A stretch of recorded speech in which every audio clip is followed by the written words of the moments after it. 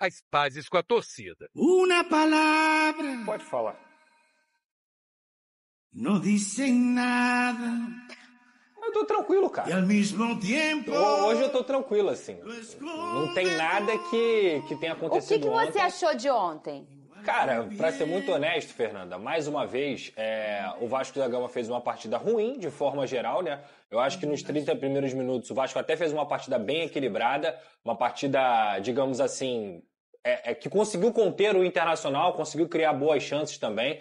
O Vasco ficou quase 10 dias aí treinando e a única coisa que o Vasco conseguiu foi justamente isso, jogar 30 minutos melhores do que o Internacional. Vale lembrar, o Internacional é o líder do retorno, tudo aquilo que a gente já comentou aqui é uma equipe melhor treinada, é uma equipe melhor qualificada, é uma equipe que está num momento muito melhor do que a do Vasco da Gama. Líder do retorno, é o líder, como eu falei, e aí o Vasco da Gama tinha São Januário ao seu favor, mas nem isso conseguiu utilizar também. Logo depois dos 30 minutos que eu citei aqui, o Internacional começou a tomar conta da partida, a ter mais posse de bola, virou o segundo tempo, continuou da mesma forma. O Vasco, com a dobra, Leandrinho e Piton, Paulo Henrique e o Maxime Domingues ainda conseguia conter os pontas do Internacional. Assim que o Rafael Paiva fez as substituições, o time desmoronou e logo depois o Emerson Rodrigues, que é um jogador extremamente limitado, perde uma bola, o Léo Pelé não consegue afastar e aí o Wesley faz o gol do Internacional. Só que poucos lances antes o Léo Jardim já tinha salvado uma bola cara a cara, como sempre, evitando uma derrota pior para o Vasco da Gama. Então o que a gente viu novamente? Um 4-3-3, como a gente trouxe aqui, não teve troca de sistema, ele não tinha dito o time até a véspera da partida, e aí ele entra com o Galdames na vaga do Hugo Moura, que foi uma substituição que a gente falou aqui também. Pra mim, um tiro no pé, quando ele tira o melhor volante que o Vasco tem e coloca um jogador extremamente contestado, que nem foi tão mal, tá? Na partida de ontem, mas aí, mais uma vez, ele mostra que o conhecimento dele de Vasco da Gama tá cada vez pior, digamos assim. E repito, é pouca variação. Eu acho que a torcida, o que mais incomoda a torcida é a falta de repertório do Rafael Paiva. É sempre 4-3-3, é sempre um time capenga, que não tem um volante que possa fazer transição, que não tem pontas que conseguem defender e atacar na mesma intensidade. É uma equipe que fisicamente também mostra um desgaste muito grande, mesmo sendo uma equipe que joga pouco dentro do futebol brasileiro. E aí as pessoas preferem culpar, por exemplo, o Verratti da vida, um Paê, do que realmente ver o que está acontecendo no Vasco, não no jogo de ontem, mas o que está acontecendo há quase 3 meses. E aí eu me sinto muito confortável de falar que eu sempre disse aqui que esse técnico, o Rafael Paiva, fez tudo que poderia pelo Vasco da Gama. Tenho muita gratidão a ele. O Vasco só tem 43 pontos por conta do Rafael Paiva no início de trabalho dele, que ele conseguiu unir esse grupo, juntar os cacos. Mas depois, quando esse time mostrou que perdeu peças, como o David Watson, o Rafael Paiva continuou insistindo no mesmo esquema. E mostrou também que ele é um técnico que hoje não tem variação.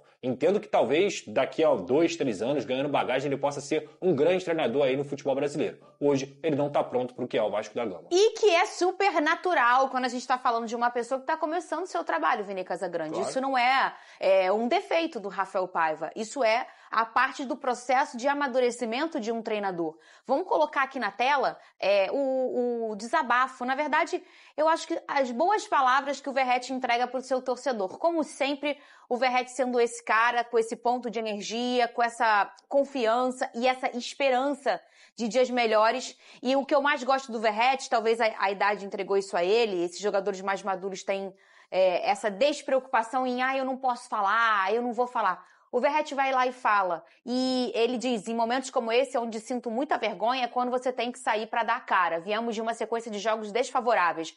A gente tem que trabalhar mais duro, colocar o rosto no campo e falar o que é certo e necessário. Não há mais desculpas, também não vamos procurar culpados, porque todos somos responsáveis por esse momento. Defendemos uma das maiores camisas e com a mais bonita história do Brasil. Isso tem que ser uma honra, uma motivação constante, não sentir um peso. Vamos para São Paulo, onde será um jogo de vida ou morte para nós.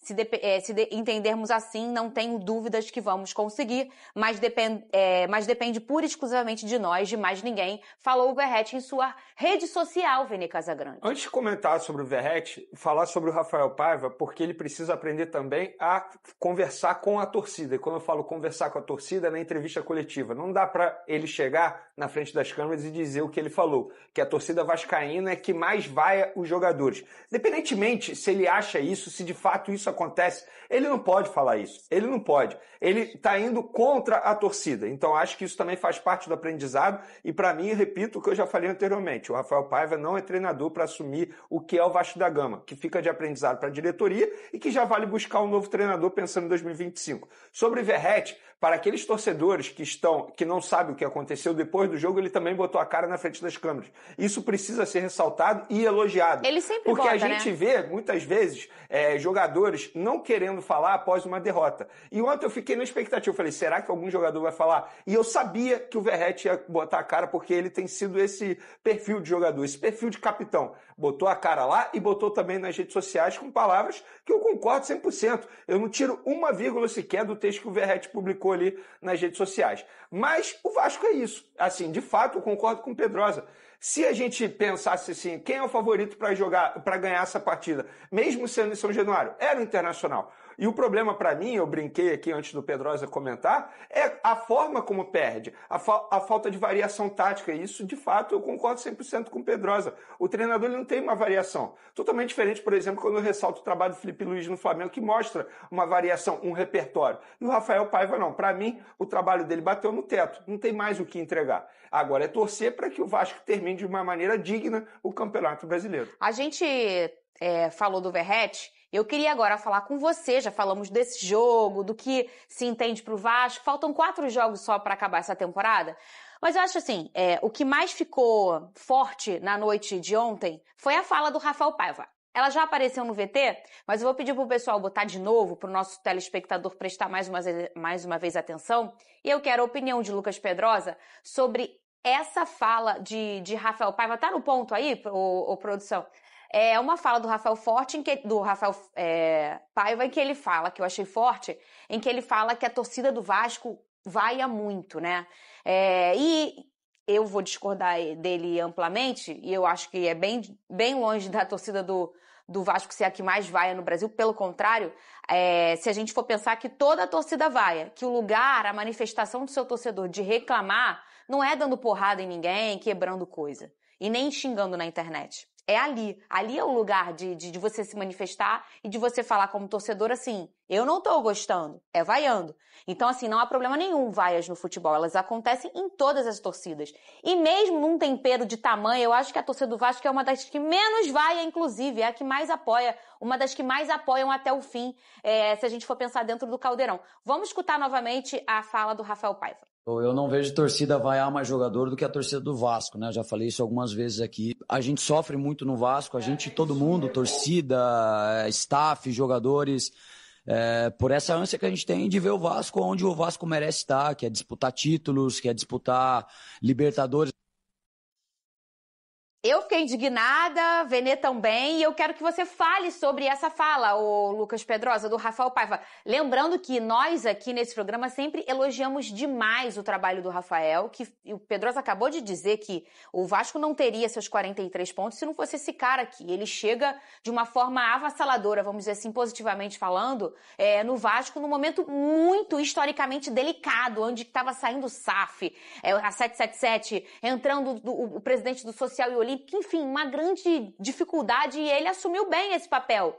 Mas achei que ele vacilou aí nessa fala, Pedrosa. Além dele não estar mostrando absolutamente nada de variação, repertório dentro de campo, os resultados do Vasco falam por si só. 13 jogos nas últimas partidas e apenas 2 vitórias, 7 gols tomados e nenhum sofrido. Vasco da Gama dentro de campo, como a gente vê, e eu já falei isso aqui diversas vezes, é um harém muitas vezes de ideia, uma pobreza de ideias. Ele ainda toma a decisão de ir contra a torcida. Porque a única coisa que um técnico não pode fazer é, de alguma forma, criticar a torcida do Vasco. Qualquer um que passe por ela. A torcida do Vasco, ela não é a que mais vai, Rafael Paiva. A torcida do Vasco é a que mais apoia. Porque se você tem uma boa campanha dentro de São Januário, é porque todo jogo, faça chuva, faça sol, faça neve, de manhã, de tarde, de noite, a torcida do Vasco está lá para apoiar você e apoiar o seu time. Então, pela primeira vez, talvez você tenha sido xingado. E a tua resposta é falar que a torcida do Vasco é a que mais vai. Me desculpa, isso é total falta de entendimento do que é o Vasco da Gama. O Vasco da Gama, inclusive, vive nos últimos 20 anos sofrendo e sofrendo e sofrendo. E se não fosse a sua torcida, a situação estaria muito pior. Então você pode falar de qualquer coisa, você pode eleger qualquer culpado, inclusive você mesmo, mas jamais falar da torcida do Vasco. É a que mais vai? É a que mais apoia também.